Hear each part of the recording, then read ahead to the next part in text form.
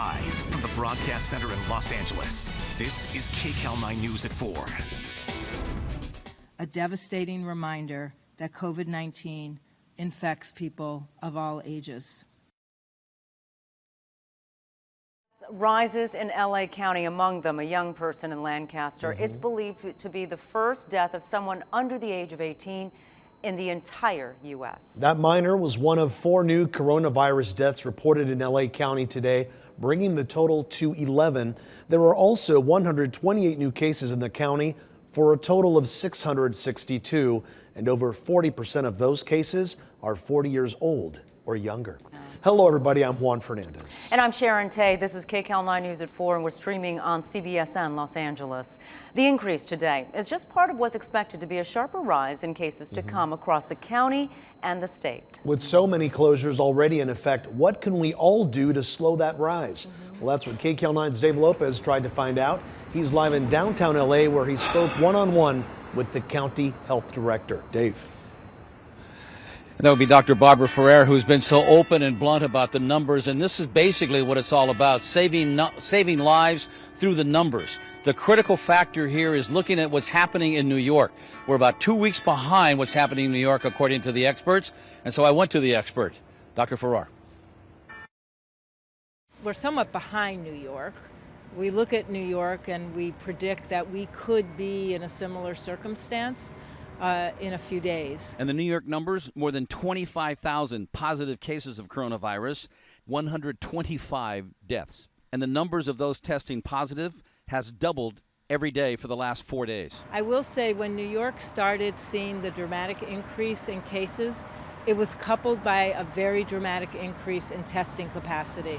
And although we did about 6,000 tests so far, New York had done tens of thousands of tests and was seeing this very sharp increase. But is there a positive side in the fact that here in Los Angeles, just 10% of the people being tested are positive, and so far, less than 20% of those who have gotten sick have had to be hospitalized? So what I worry about is we're going to improve testing capacity, and I'm so grateful. But the downside of that is, even if it stays at 10%, it's still going to be a lot more cases. Can the hospitals hold up? Can you cope with the 17 to 20% people being hospitalized? You know, it depends on over what period of time. What we're all trying to avoid is a really sharp peak, which would be overwhelming for any hospital care system, not just LA County, anywhere in the world pretty much. And that's what you've seen. In LA County, last Friday, there were 48 people hospitalized with the coronavirus.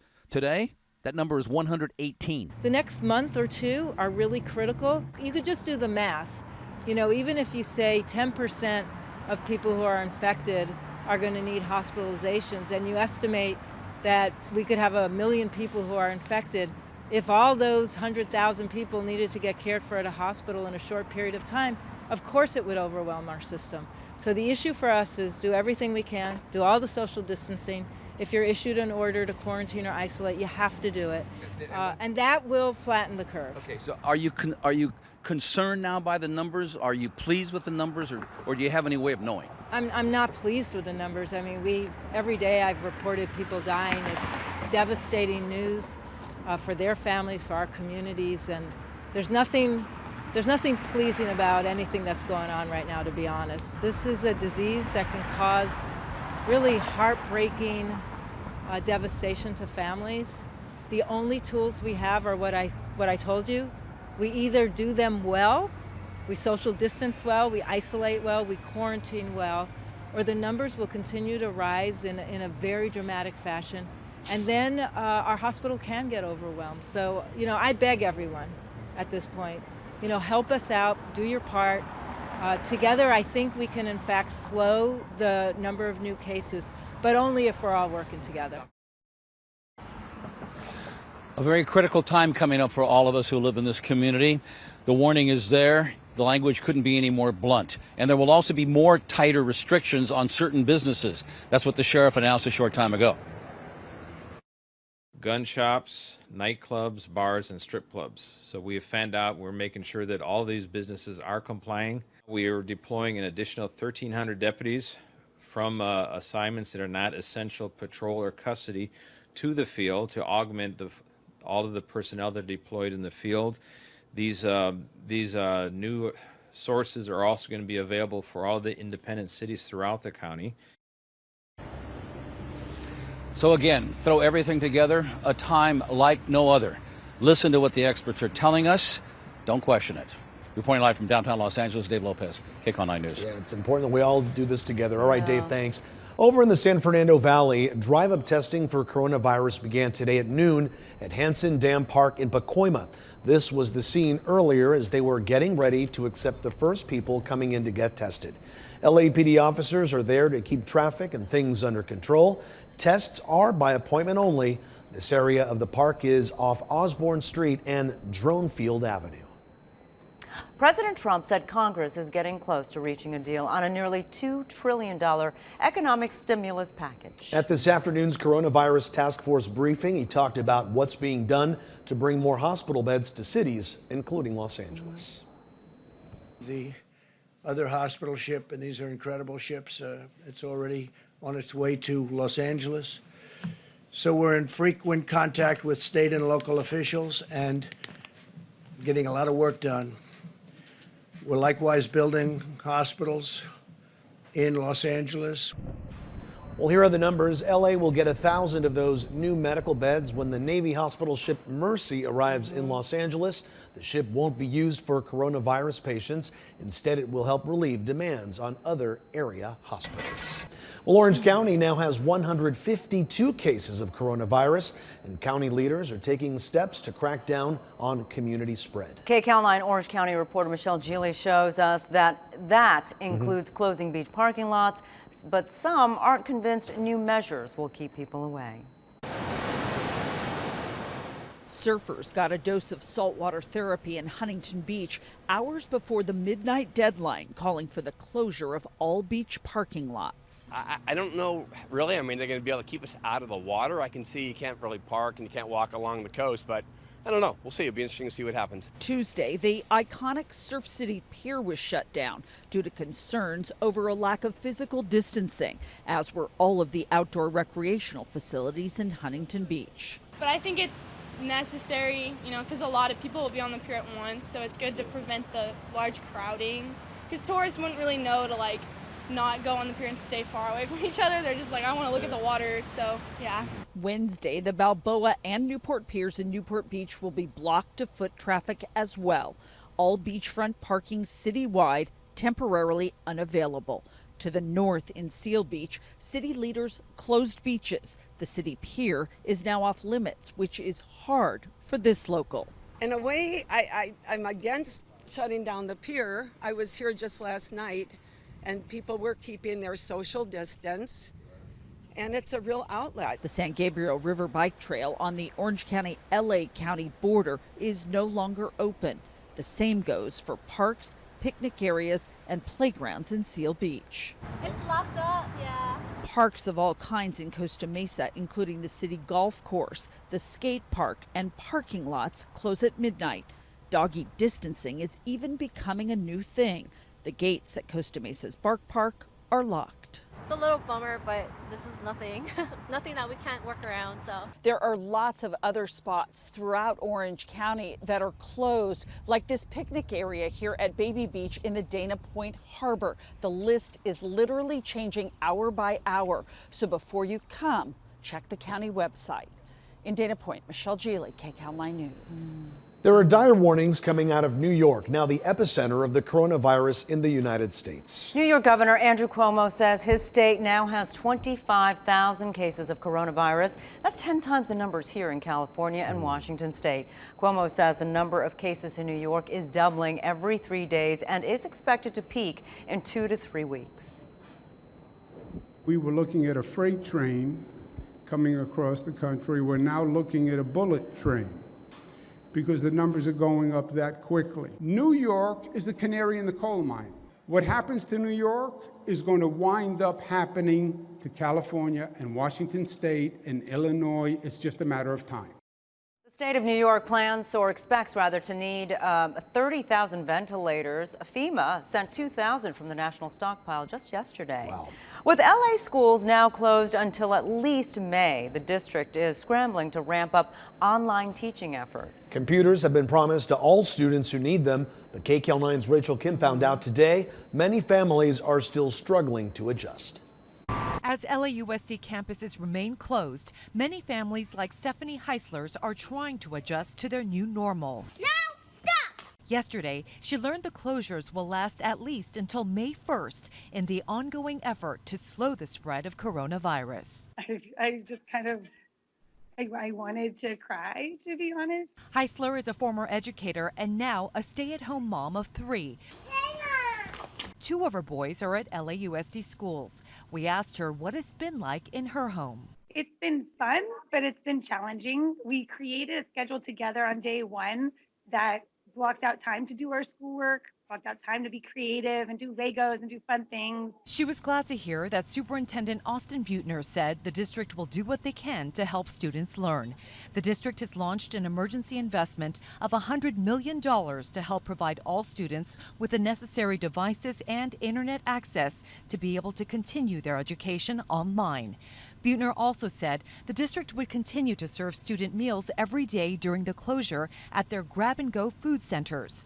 Heisler says as the district does its part to keep students learning, she's trying to maintain the structure teachers have in the classroom in her house. But there's days where I just feel so overwhelmed because I see the work that they should be doing and I feel like if they're not doing it, then they're falling behind and I don't want that. Buettner said the district estimates about half of its students are continuing to learn at the pace they had been at school, with a quarter doing okay, but admitted they needed to do more.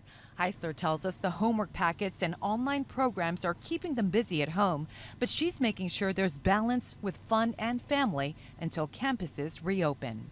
It's a new normal, but if they don't want to do it in that minute, like I can't make my home like a school day. So I'm just kind of wrapping my head around that and not putting as much pressure on myself to do that.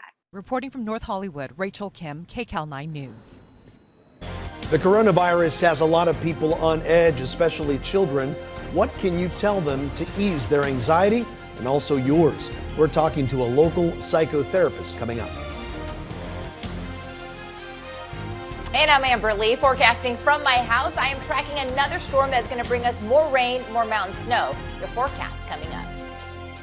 Well, a lot of people will tap into savings and even their retirement funds to get through the coronavirus pandemic. KCAL9's Christine Lazar spoke with a financial advisor who says your best strategy right now depends on your age and how close you are to retirement.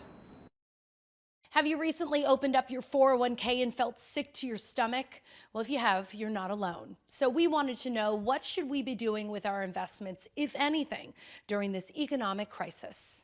It's estimated that millions of Americans will be out of work by the end of the month due to the coronavirus.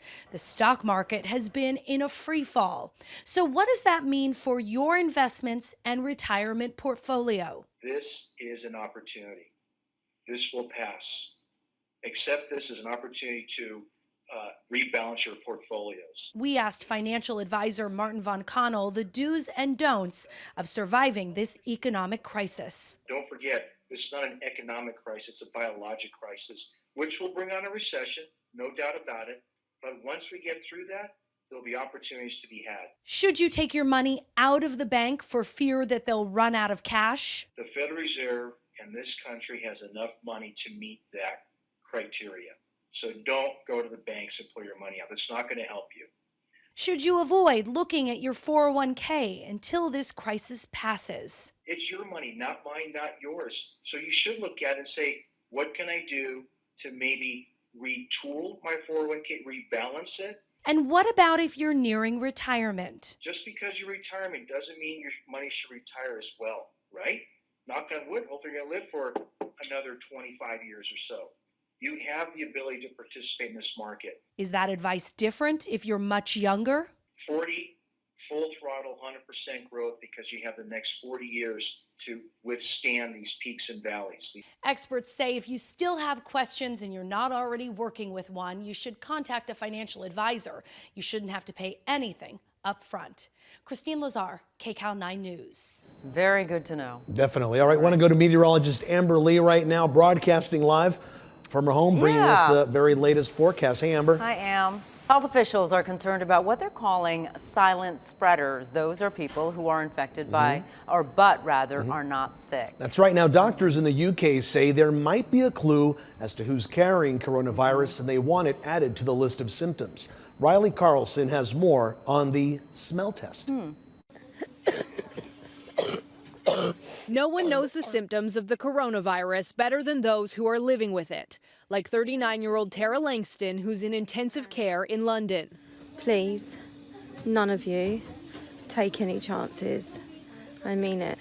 But while people have been asked to watch for a fever, cough, and body aches, doctors in the UK say there's something else to look out for. Many of us working across the globe in areas with rising rates of COVID-19 are seeing a big spike in patients who are otherwise completely fit and well, often under 40, presenting with relatively sudden onset and complete loss of smell and taste. Professor Claire Hopkins says ear, nose, and throat doctors worldwide have reported more patients with the condition over the last few weeks. Doctors caution these symptoms can be common with other viruses too, and say in the majority of cases, both senses should come back on their own.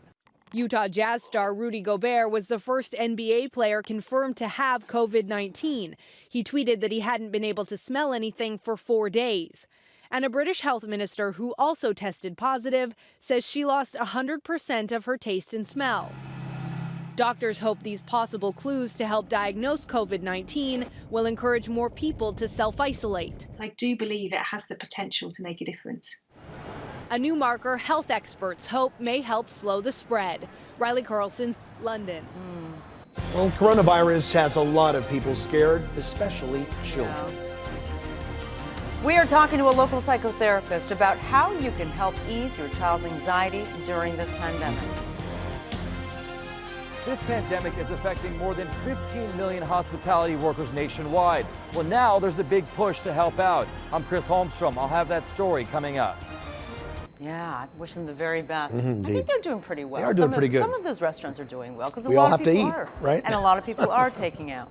All right, in the meantime, the coronavirus pandemic has a lot of people scared, especially children. So the question is, what can parents do to ease their kids' anxiety? So joining us right now is Dr. Fran Walfish, a local child, family, and couples psychotherapist. Welcome, Dr. Walfish. Yeah, it's good to see you.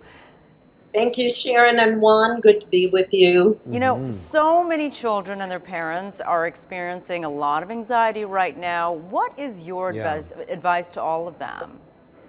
First of all, anxiety equals fear. Yeah. And fear is generated by a loss of control. So the first thing is parents need to stay calm. Children read their cues from their moms and dads. So remember to stay cool. Number two, health and safety first. So you have to remind children, all ages, really good hand washing practices, 20 seconds in and out. With younger children, you can make games and make up songs for washing your hands and holding your breath 20 seconds. And older teens, you can just have straight talk. Social distancing, you can role play with younger children. And the next thing is academic schoolwork. There's a tremendous amount of anxiety around schoolwork. And it's the domino effect. It starts with administrators in schools. It's going down to teachers, parents, and the children, and the kids are feeling overwhelmed. So, first step is don't get overwhelmed. Take small pieces. Really let the kids do little bits at a time and give them plenty of breaks and snacks. Let them know. And you can do ice cream and cookies. Right. The shelves in the grocery store have lots of candy and ice cream on it. Depending on where you go, it sounds like you have to make this whole experience fun for them. Make it fun for kids. Yeah. Well, Dr. Fran, what's your advice for parents? They're working full time now from home, many of them. And on top of that, having to teach their children what school is set home for them. So, I mean, they're really pulling double duty here. Yeah. A couple of bullet points. One, be selfless. Number 2, communicate with the people you live with. Number 3, organize and divide. You're going to have to divide duties. And maybe grandparents, aunts, uncles, nannies, and older siblings share the role of doing homework with the kids. And parents, if you have children under 6 years old, don't expect them to be alone. Those children need supervision. Older siblings have a power differential and they cannot be expected to fend for themselves. But also, it's okay to take an 8x10 piece of paper and write on the paper and tape it on the door, "Mommy at work," or "Dad not available." True, yeah, very true. You know, Dr. Wallfish, I want to ask you, what has life been like as a therapist for you and your patients these days? Yes. The truth is, we are all feeling it. I have an office in Beverly Hills I'm paying rent on and I can't go to. And everybody's feeling that in some way or another. Out of 100% of my patients, I would say 75% have either suspended therapy because I'm not in the office, and the 25% that are still there with me are doing the therapy with me that I'm providing electronically through Skype, FaceTime, Zoom, and telephone. And we are using the time electronically. I have a message, a two-part message. One is, prior to this pandemic, I was hearing a lot of grief from children and parents about the emotional disconnect. Use this as an opportunity for families to reunite.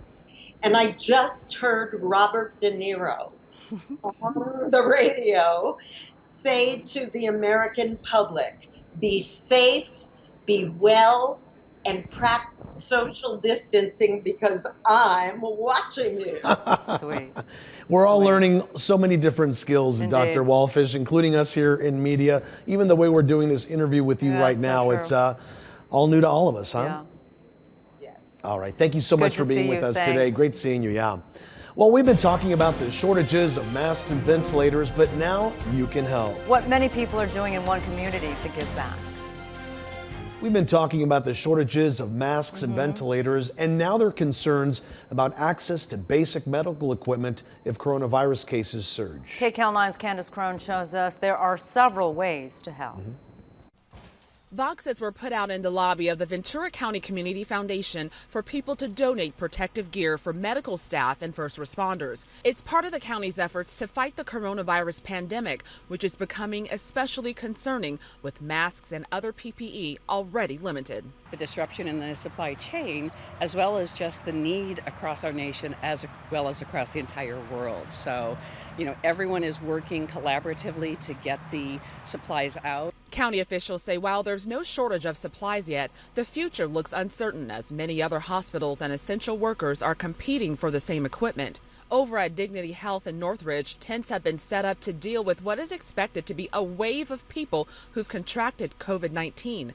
Some nurses told us they're concerned they don't have enough protective gear, as many staffers have had to reuse masks numerous times. They are scared. They're panic-stricken. I know that every single ER nurse, whenever we come into work in the morning, we don't know what to expect. Dignity Health sent a statement that reads, in part, to ensure the safety of patients and staff, we made the decision to move personal protective equipment, or PPE, to our hospital command center so that we can better control and manage appropriate use of the PPE. And if you have extra masks, gloves, or goggles, consider donating them to the Ventura County Community Foundation or your local healthcare agency. In Camarillo, Candace Crone, KCAL9 News. Well, we are waiting for Governor Newsom to talk about coronavirus. We'll bring it to you live once it happens. Coming up.